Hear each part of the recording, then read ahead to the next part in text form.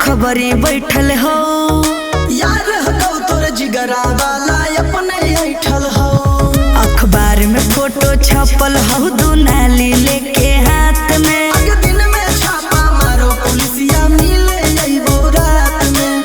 आगे पीछे सातिर शूटर चलो हो हमरे साथ में। दिन में छापा मारो पुलिसिया मिले अइबो रात में। बच के रहो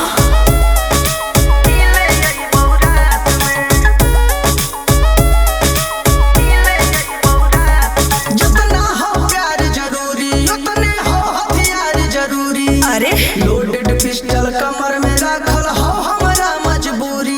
अरे ऐसे ना कर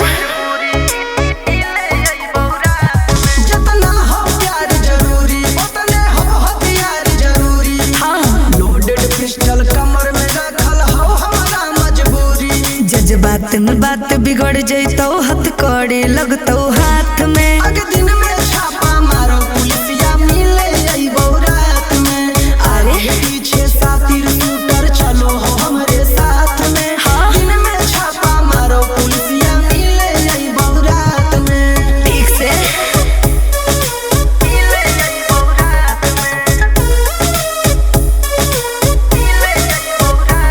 रानी के इश्क या जंग में सब कुछ हाको जायज। अच्छा कोर्ट कचहरी थाना पुलिस सबके हो इलाज।